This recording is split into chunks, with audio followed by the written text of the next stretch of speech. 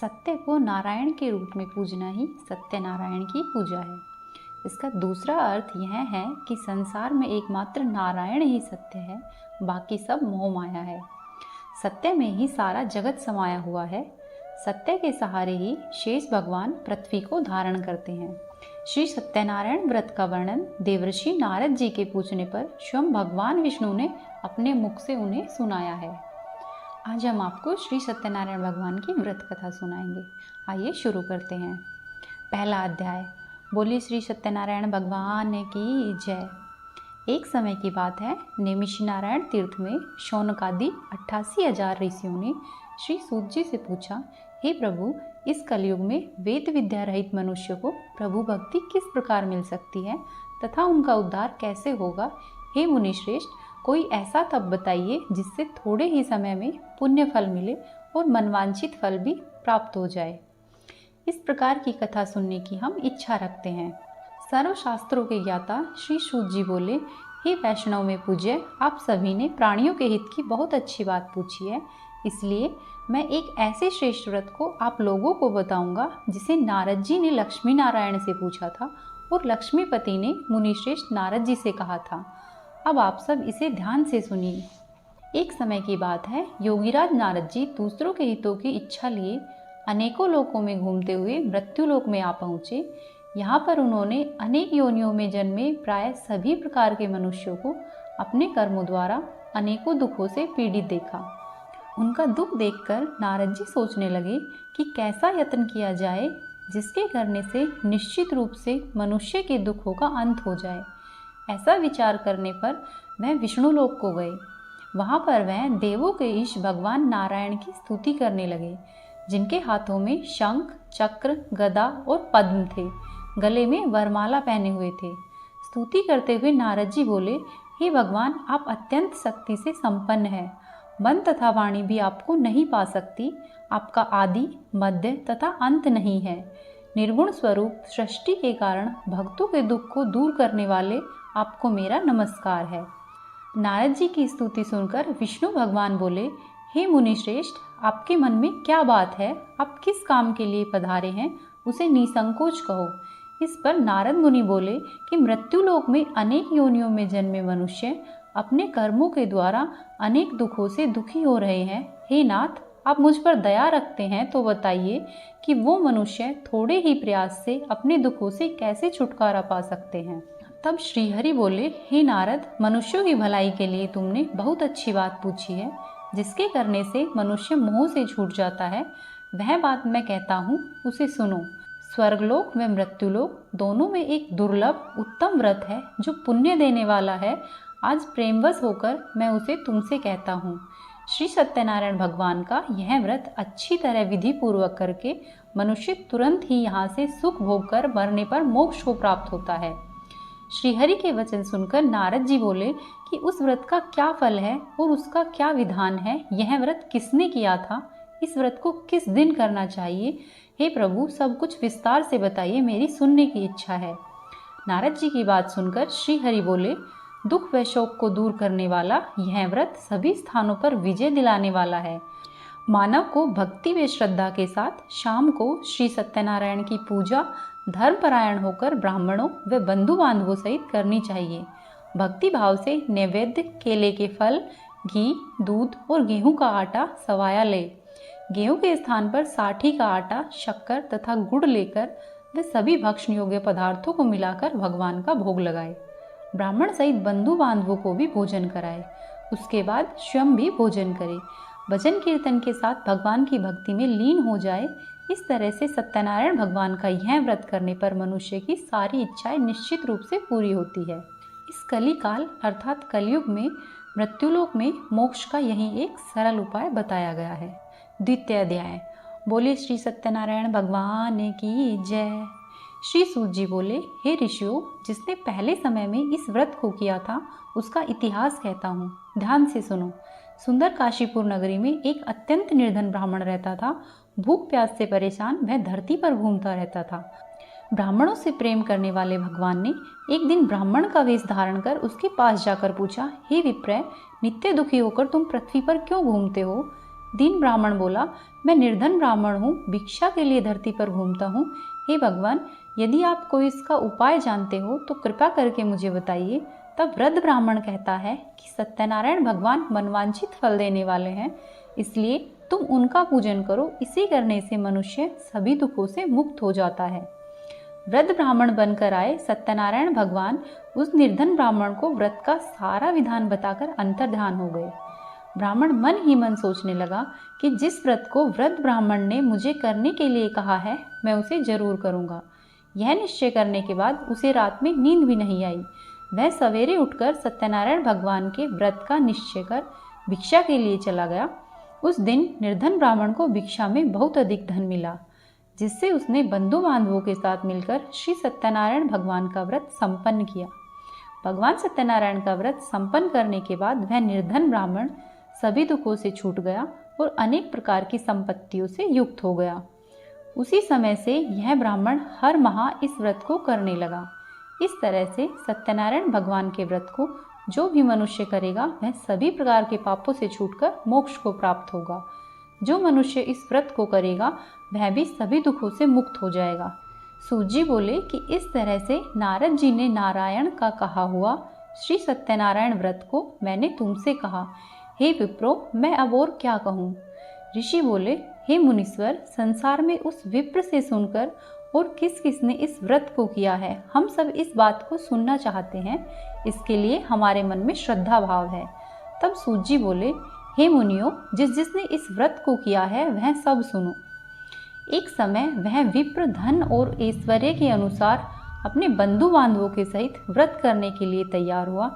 उस समय एक लकड़ी बेचने वाला बूढ़ा आदमी आया और लकड़ियों को बाहर रखकर अंदर ब्राह्मण के घर में गया। प्यास से दुखी वह लकड़हारा उनको व्रत करते देखकर विप्र को नमस्कार कर पूछने लगा कि आप ये क्या कर रहे हैं तथा इसे करने से क्या फल मिलता है, कृपया करके मुझे भी बताइए। तब ब्राह्मण ने कहा कि सब मनोकामनाओं को पूरा करने वाला यह श्री सत्यनारायण भगवान का व्रत है। इसकी कृपा से ही मेरे घर में धन धान्य की वृद्धि हुई है। विप्र से सत्यनारायण व्रत के बारे में जानकर लकड़हारा बहुत प्रसन्न हुआ। चरणामृत लेकर एवं प्रसाद खाने के बाद वह अपने घर को चला गया। लकड़हारे ने अपने मन में संकल्प किया कि आज लकड़ी बेचने से जो भी धन मिलेगा उसे वह श्री सत्यनारायण भगवान का उत्तम व्रत करेगा। मन में इस विचार को ले बूढ़ा आदमी सिर पर लकड़ियां रखकर उसे नगर में बेचने के लिए गया, जहां पर धनी लोग रहते थे। उस नगर में उसे अपनी लकड़ियों का दाम पहले से 4 गुना अधिक मिला। बूढ़ा लकड़हारा प्रसन्नता के साथ दाम लेकर केले, शक्कर, घी, दूध, दही और गेहूं का आटा ले और सत्यनारायण भगवान के व्रत की अन्य सामग्रियां लेकर अपने घर गया। वहां उसने अपने बंधु बांधवों को बुलाकर विधि विधान से सत्यनारायण भगवान का पूजन और व्रत किया। इस व्रत के प्रभाव से वह बूढ़ा लकड़हारा धन पुत्र आदि से युक्त होकर संसार के समस्त सुख भोग कर अंत काल में बैकुंठ धाम को चला गया। तीसरा अध्याय। बोले श्री सत्यनारायण भगवान की जय। सूत जी बोले, हे मुनियों, अब मैं आगे की कथा कहता हूँ। पहले समय में उल्कमुक नाम का एक बुद्धिमान राजा था। वह सत्यवक्ता और जितेंद्रिय था। प्रतिदिन देव स्थानों पर जाता और निर्धनों को धन देकर उनके कष्ट दूर करता। उसकी पत्नी कमल के समान मुख वाली तथा सती साध्वी। भद्रशिला नदी के तट पर उन दोनों ने श्री सत्यनारायण भगवान का व्रत किया। उसी समय साधु नाम का एक वेश्य आया। उसके पास व्यापार करने के लिए बहुत सा धन भी था। राजा को व्रत करते देखकर वह विनय के साथ पूछने लगा, हे राजन, भक्तिभाव से पूर्ण होकर आप यह क्या कर रहे हैं? मैं सुनने की इच्छा रखता हूँ, आप मुझे बताइए। राजा बोला, हे साधु, अपने बंधु बांधवों के साथ पुत्रादि की प्राप्ति के लिए एक महाशक्तिमान श्री सत्यनारायण भगवान का व्रत व पूजन कर रहा हूँ। राजा के वचन सुनकर साधु आदर से बोला, हे राजन, मुझे इस व्रत का सारा विधान कहिए। आपके कहे अनुसार मैं भी इस व्रत को करूँगा। मेरी भी संतान नहीं है और इस व्रत को करने से निश्चित रूप से मुझे संतान की प्राप्ति होगी। राजा से व्रत का सारा विधान सुनकर व्यापार से निवृत्त होकर वह अपने घर को गया। साधु वैश्य ने अपनी पत्नी को संतान देने वाले इस व्रत का वर्णन कह सुनाया और कहा कि जब मेरी संतान होगी तब मैं इस व्रत को करूँगा। साधु ने इस तरह के वचन अपनी पत्नी लीलावती से कहे। एक दिन लीलावती पति के साथ आनंदित हो सांसारिक धर्म में प्रवृत्त होकर सत्यनारायण भगवान की कृपा से गर्भवती हो गई। 10वें महीने में उसके गर्भ से एक सुंदर कन्या ने जन्म लिया। दिनों दिन वह ऐसे बढ़ने लगी जैसे कि शुक्ल पक्ष का चंद्रमा बढ़ता है। माता पिता ने अपनी कन्या का नाम कलावती रखा। एक दिन लीलावती ने मीठे शब्दों में अपने पति को याद दिलाया, आपने सत्यनारायण भगवान के जिस व्रत को करने का संकल्प किया था उसे करने का समय आ गया है, आप इस व्रत को करिए। साधु बोला, हे प्रिय, इस व्रत को मैं उसके विवाह पर करूँगा। इस प्रकार अपनी पत्नी को आश्वासन देकर वह नगर को चला। कलावती पिता के घर में रहकर बड़ी होने लगी। काफ़ी समय बाद जब साधु व्यापार से वापस अपने घर आया तब उसने एक बार नगर में अपनी कन्या को सखियों के साथ देखा तो तुरंत ही दूत को बुलाया और कहा कि मेरी कन्या के लिए सुयोग्य वर देख कर आओ। साधु की बात सुनकर दूत कंचन नगर में पहुंचा और वहां देखभाल कर लड़की के सुयोग्य वाणिक पुत्र ले आया। सुयोग्य लड़के को देखकर साधु ने बंधु बांधवों को बुलाकर अपनी पुत्री का विवाह भी कर दिया। लेकिन दुर्भाग्य से साधु विवाह के समय भी श्री सत्यनारायण भगवान का व्रत करना भूल गया। इस पर श्री सत्यनारायण भगवान क्रोधित हो गए और उन्हें श्राप दिया कि साधु तुम्हें दारुण दुख प्राप्त होगा। अपने कार्य में कुशल साधु बनिया जमाई को लेकर समुद्र के पास स्थित नगर में गए। वहां जाकर दामाद ससुर दोनों मिलकर चंद्रकेतु राजा के नगर में व्यापार करने लगे। एक दिन भगवान सत्यनारायण की माया से एक चोर राजा का धन चुराकर भाग रहा था। उसने राजा के सिपाहियों को अपने पीछे आते देखकर चुराया हुआ धन वहां पर रख दिया, जहां पर साधु अपने जमाई के साथ ठहरा हुआ था। राजा के सिपाहियों ने साधु वैश्य के पास जाकर राजा का धन पड़ा देखा तो वह ससुर और जमाई दोनों को बांधकर प्रसन्नता से राजा के पास ले गए और कहा कि हम उन दोनों चोरों को पकड़कर लाए हैं, आप आगे की कार्यवाही की आज्ञा दें। राजा की आज्ञा से उन दोनों को कठोर कारावास में डाल दिया गया और उनका सारा धन छीन लिया गया।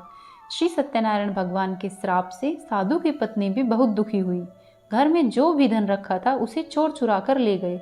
शारीरिक तथा मानसिक पीड़ा व भूख प्यास से अति दुखी होकर अन्न की चिंता में कलावती ब्राह्मण के घर गई। वहां उसने श्री सत्यनारायण भगवान का व्रत होते हुए देखा। फिर कथा सुनी व प्रसाद ग्रहण कर रात को वापस घर पर आई। जब कलावती घर पर आई तो उसकी माता ने पूछा कि हे पुत्री, अब तक तुम कहाँ थी व तेरे मन में क्या है? तब कलावती ने अपनी माता से कहा, हे माता, मैंने एक ब्राह्मण के घर में श्री सत्यनारायण भगवान का व्रत देखा है। कन्या के वचन सुनकर लीलावती भगवान के पूजन की तैयारी करने लीलावती ने परिवार व बंधुओं सहित सत्यनारायण भगवान का पूजन किया और उनसे वर मांगा कि मेरे पति तथा जमाई शीघ्र ही घर पर आ जाए।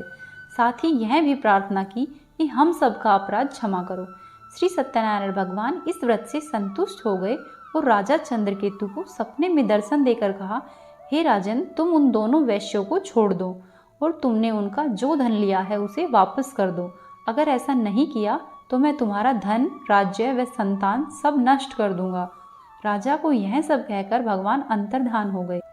प्रातःकाल सभा में राजा ने अपना सपना सुनाया और फिर बोले कि वाणिक पुत्रों को कैद से मुक्त करके सभा में लेकर आओ। दोनों ने आते ही राजा को प्रणाम किया। राजा मीठी वाणी में बोले, हे महानुभावों, भाग्यवश ऐसा कठिन दुख तुम्हें प्राप्त हुआ है, लेकिन अब तुम्हें कोई भय नहीं है। ऐसा कह राजा ने उन दोनों को नए वस्त्राभूषण पहनाए और जितना उनका धन लिया था उससे दुगना धन देकर विदा किया। दोनों वैश्य अपने घर को चल दिए। चतुर्थ अध्याय। बोली श्री सत्यनारायण भगवान की जय। श्री सूत जी बोले, वैश्य ने मंगलाचार कर अपनी यात्रा आरंभ की और अपने नगर की ओर चल दिए।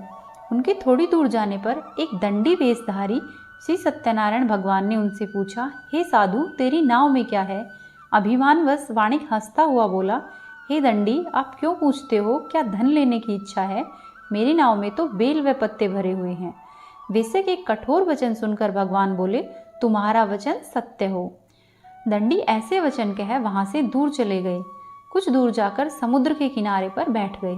दंडी के जाने के बाद साधु वैश्य ने नित्य क्रिया के पश्चात नाव को ऊंची उठते हुए देखकर अचंभा किया और नाव में बेल पत्ते आदि देखकर वह वहां पर मूर्छित होकर जमीन पर गिर पड़ा।